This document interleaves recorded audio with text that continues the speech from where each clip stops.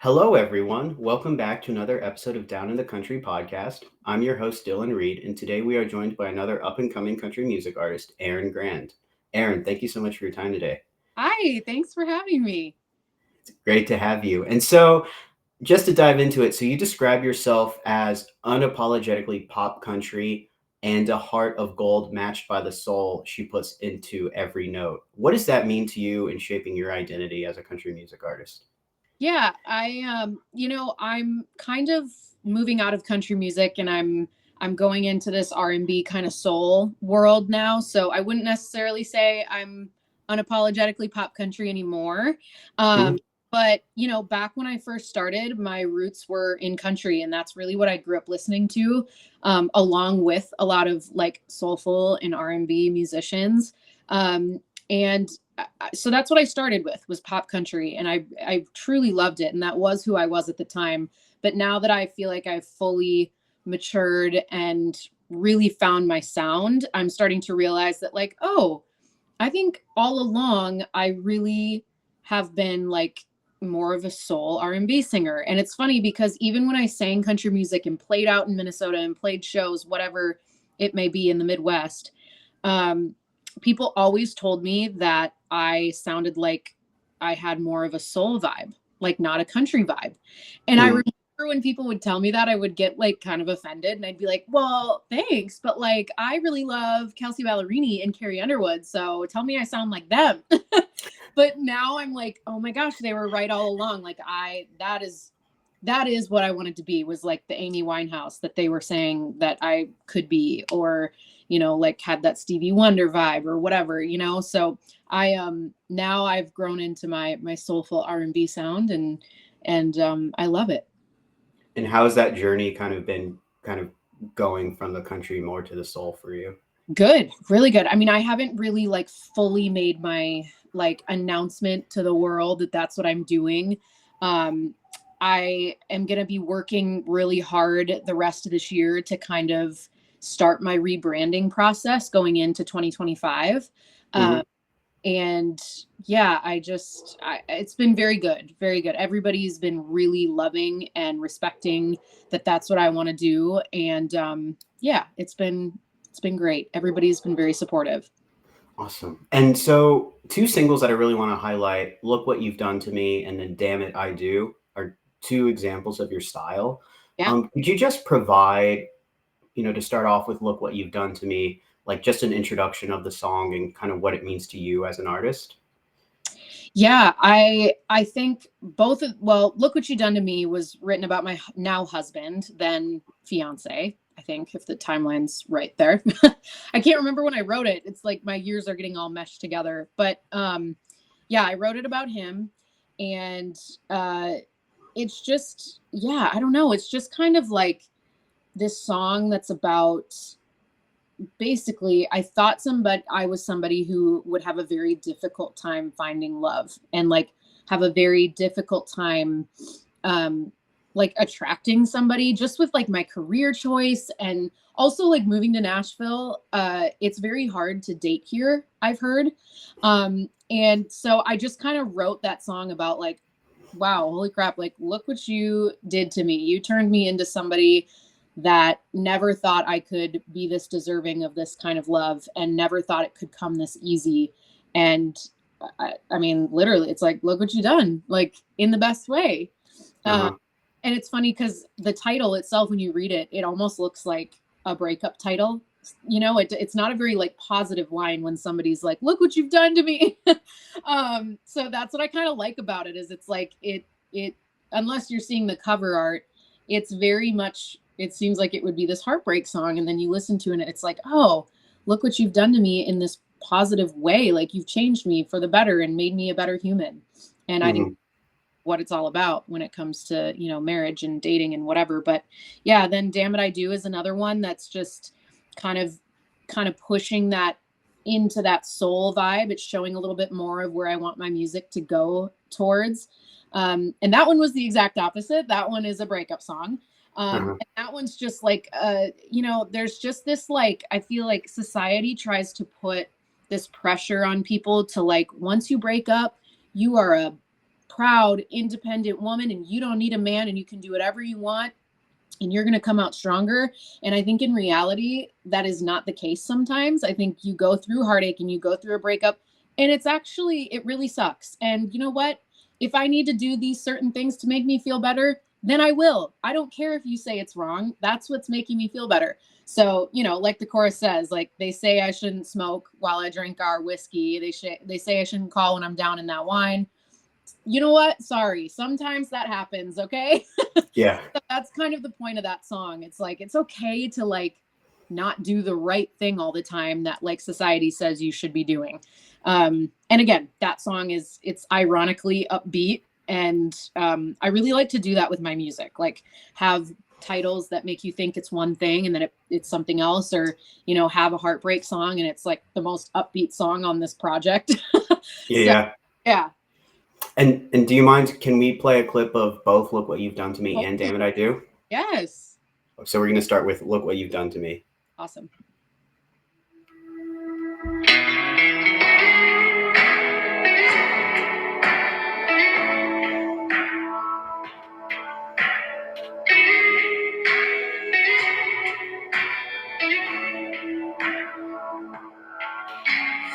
Days and days caught in the haze of moonlit Marlboro nights. Wasn't aware that the prayer led me to the light. But it always works when you're not searching, and I kept my eyes shut. But good thing you didn't give up, 'cause look what you done to me. Yeah, you got me hooked on this reality.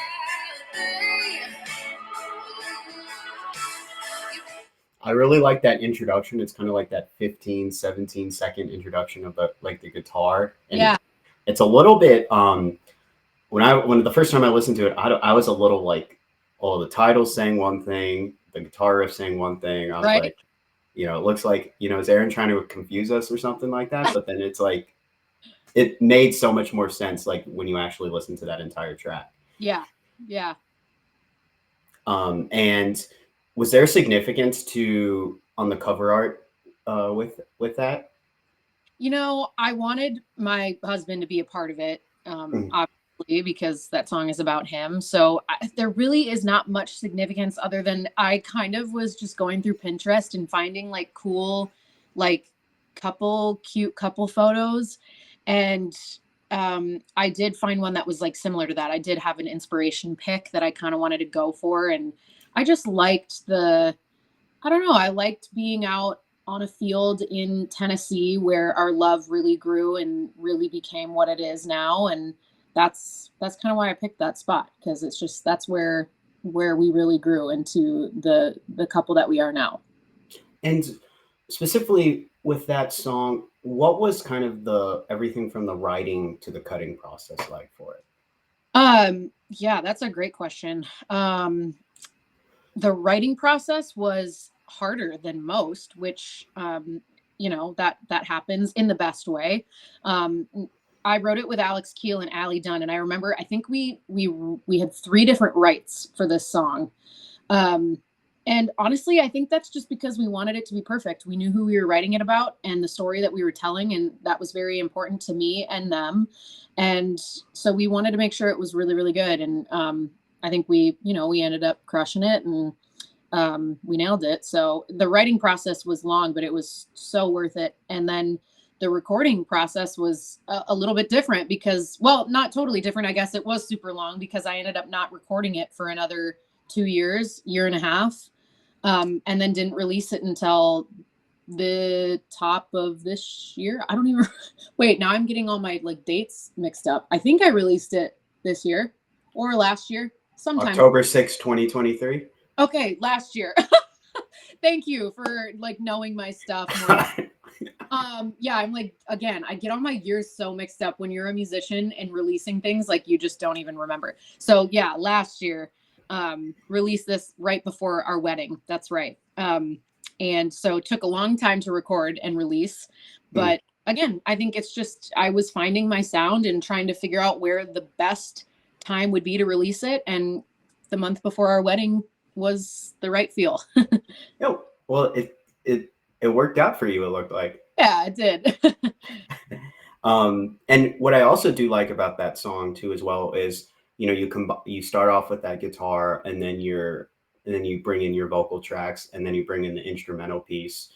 And what you do really nicely with is, you don't really, and I've said this on previous episodes, it's like you guys have like a very amazing talent of making sure that one doesn't overpower the other. I don't know how you do it, but it's wild Well, as a listener. Very cool. I'm glad that you pick up on things like that. Like, that's very cool. But and then the other song I wanted to play a clip for, Damn It I Do, is that also chill too as well? Yeah, totally. Let's do it.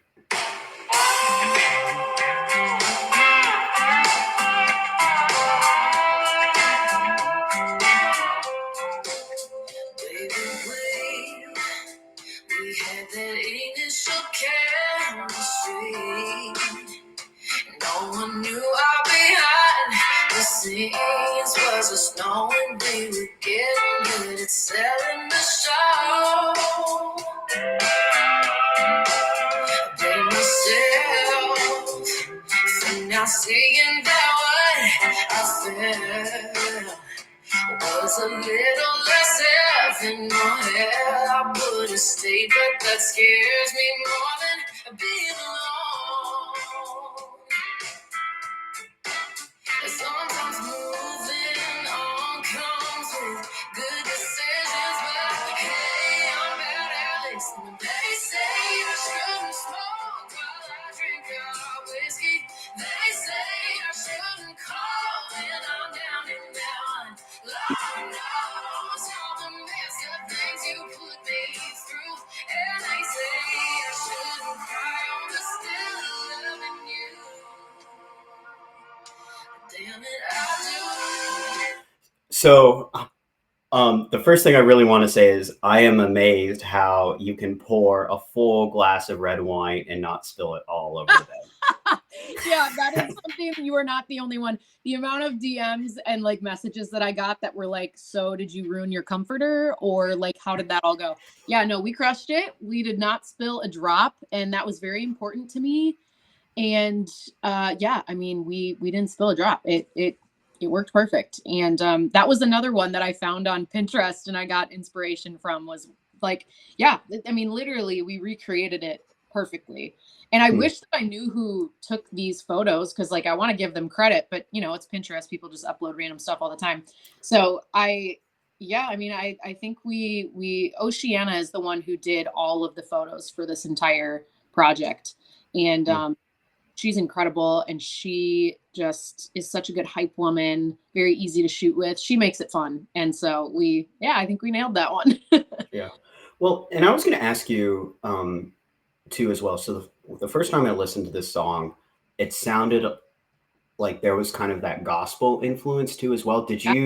Were you listening to any gospel music at the time while you were recording this? I wasn't, but I grew up listening to gospel and Christian music, and I just love gospel music. Like, I think it's so incredible. I love like big choirs and like just everybody, you know, singing. That was like something I always loved. And when my parents would play that style of music, I always would get so hyped. Like, I loved that. So I think even now, more so going into that soul and R&B, I feel like that's a lot more common that you hear those like huge choirs and that gospel-y sound. And I love that. So I wanted to start kind of dabbling in that and incorporating those little bits in. And Damn It I Do kind of shows a little bit of that. Yeah. Yeah. And it's amazing just listening to this track in particular, because, and I don't know yet again how you musicians do it. But it's like you can go up and then down relatively quickly in the same measure. Well, thanks. Yeah. It's, yeah, I appreciate that. I don't really know like how we do it, but it's God-given, I guess. Yeah. It works. Yeah. And so specifically with that song too, as well, kind of what was that process like, everything from kind of writing to cutting it? Yeah, that one was like a lot easier. Um, and I wrote this with Channing Krentz and Alex Keel, and Alex Keel is a co-producer on all of this stuff as well. Um, and I had a half chorus done with a little bit of like verse stuff, but I had a full melody and like music written out for it. And I messaged them and I was like, you guys, this feels like a really, really good song. It feels like this could be something big. Um, I want to write it with you. And so we did that next Monday. And this was back in 2022 that we wrote this. Yeah, or 2021, actually. 2021. And we wrote it very, very quick. I mean, I want to say we showed up on that Monday and we took the couple hours that we had together and we finished it. And I left the right and I was like, I am recording this song ASAP. And then I didn't. I ended up not recording it until just the end of last year. We started recording it and we released it this year. So it is funny how like you don't really realize this when you're a musician, like going into you write something and you're like, awesome, I'm going to release this right away.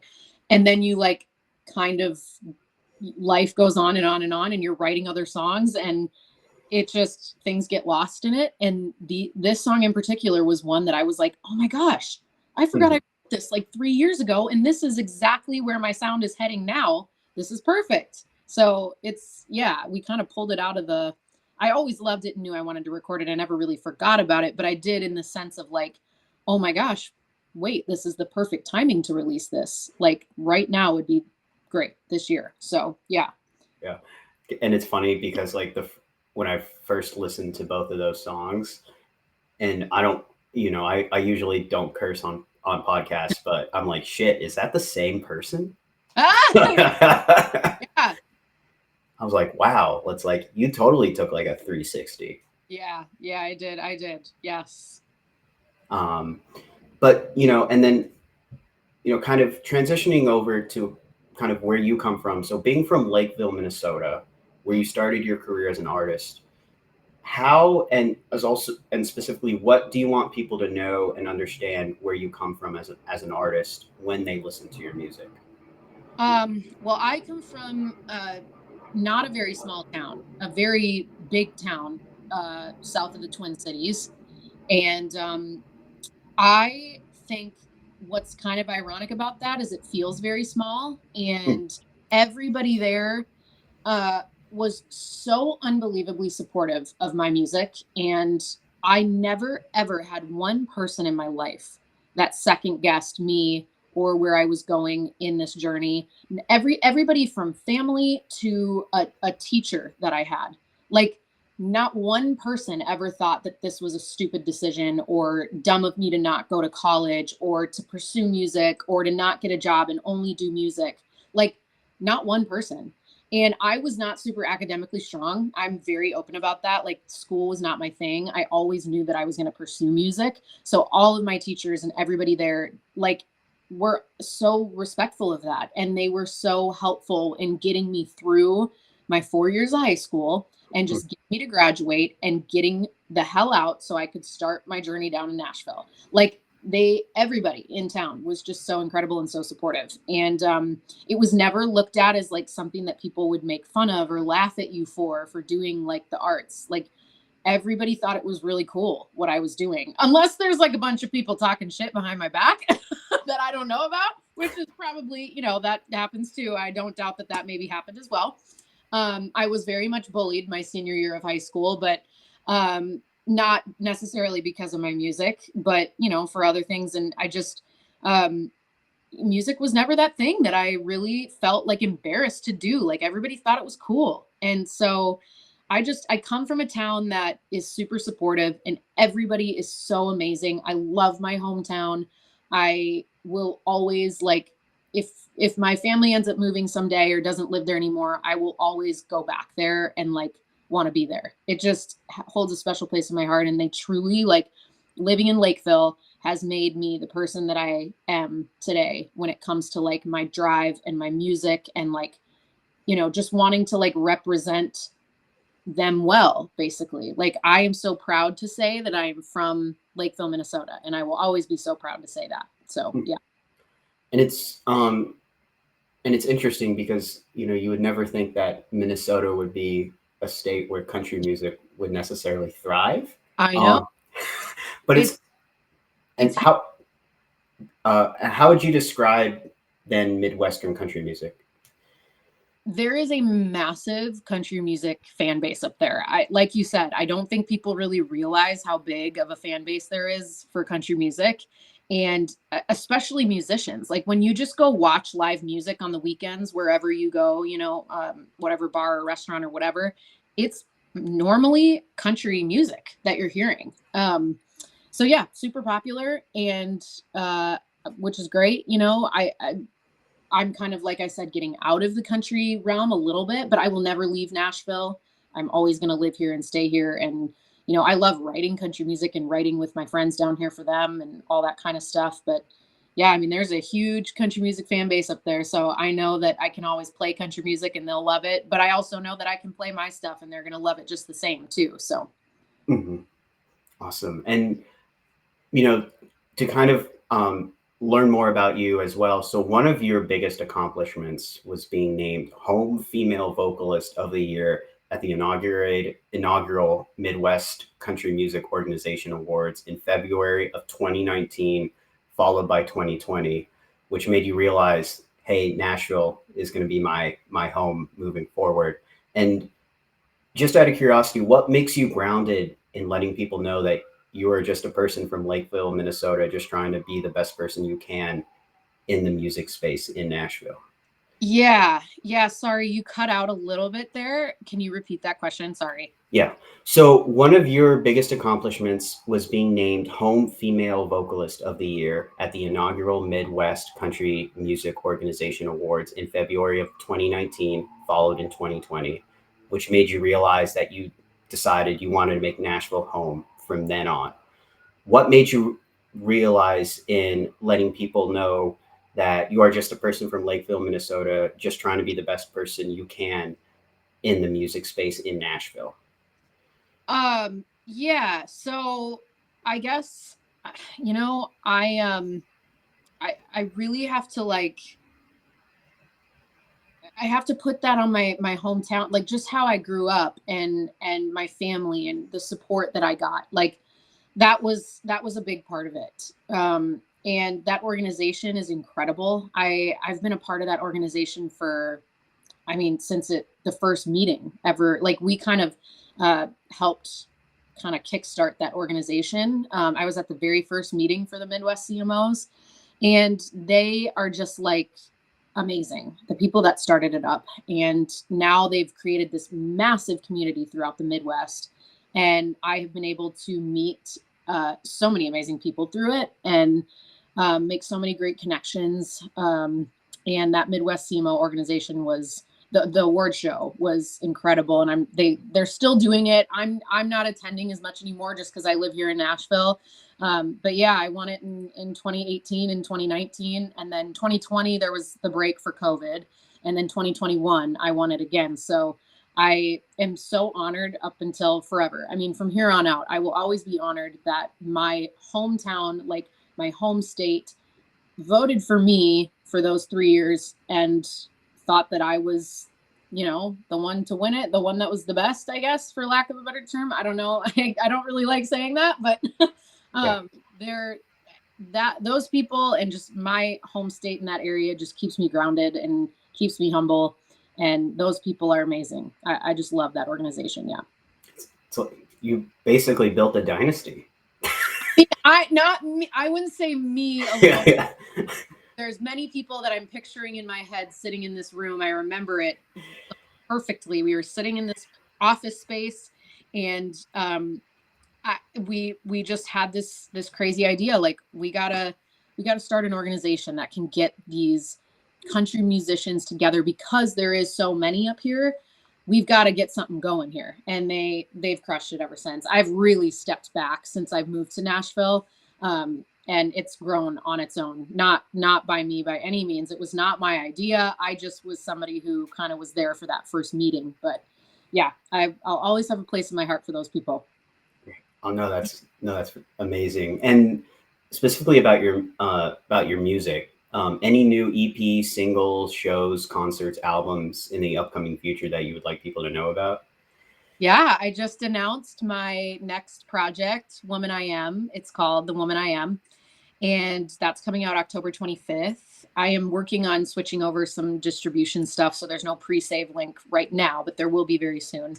And that's really about it. I'm gonna kind of end this chapter with this project. And this project is really special because all of the songs on here are telling true, genuine stories of things that have happened in my life. And I'm glad that I can really share about the woman that I am. And the last single that will be released with the project is called Woman I Am. And that song is just all about me.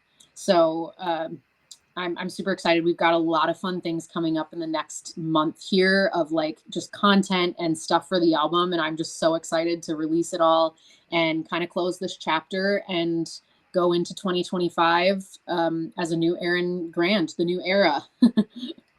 New era. No, I like that. And not to tell us too much about the album, but when you structured it, was it like you wanted, was it like a story kind of structure, or was it kind of like, I was feeling this at this particular time, and this is a song that I think people need to listen to first before the song? Or no, I really just wrote all of these songs about real stories in my life. And I felt like putting out a project, putting all those songs together was a great idea. And yeah, no, you don't have to listen to it in any order. There's no like fancy schmancy way of listening to this. I think, it's just, you can listen to it however you want and learn a little bit about me before I move on to my next era. And yeah, all the songs are out already except for Woman I Am. So it's a very short little project. It's only 4 songs. But I feel like each of those 4 just sum it up so perfectly. Look What You Done to Me is about my husband. Bring It On Over is about my best friends in my life. And Damn It I Do is about a heartbreak, that I went through. And then Woman I Am is about me, like just kind of all encompasses me. So, yeah, it's just a little taste of just each little part of my life that has happened in the last, probably 7 years. And I feel like it's a good way to just kind of close this chapter. And how do you feel about closing it? I feel really good. I feel like a sigh of relief because it's something I always kind of knew deep down that I wanted to do, was do soul and R&B. And I always tried so hard to make it like sound country enough to where it could be listed as country.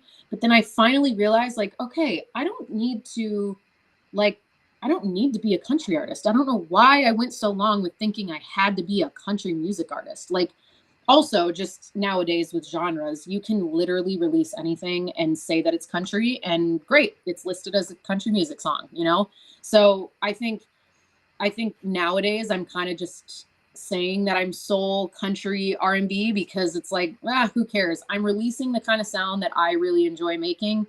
And if you feel like it sounds country, awesome. If you feel like it sounds R&B, great. Soul, great. So it's just a mixture of all of it. And I feel really good about it because I feel like I'm doing what I've always wanted to be doing. And at the same time, too, it feels a little like tugs at me a little bit. It's a little sentimental because I did always grow up doing country music. So I'm kind of letting that go now, but in the best way. And it feels really good. So, yeah.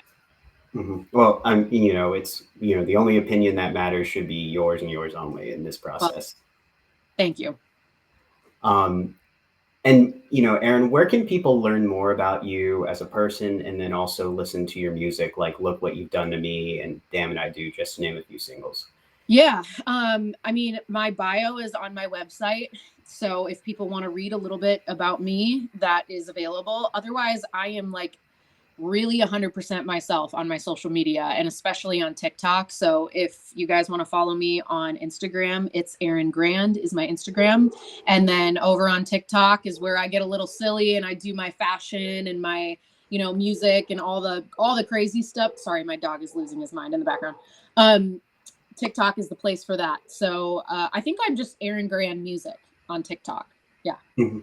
Awesome. Oh, and also be sure to subscribe to Down in the Country podcast on YouTube, as well as the audio versions of this podcast will be on Spotify and Apple Podcasts. Thank you so much again for your time today, Erin. Awesome. Thank you so much. This was so much fun. Same here. And this is Dylan Reed signing off.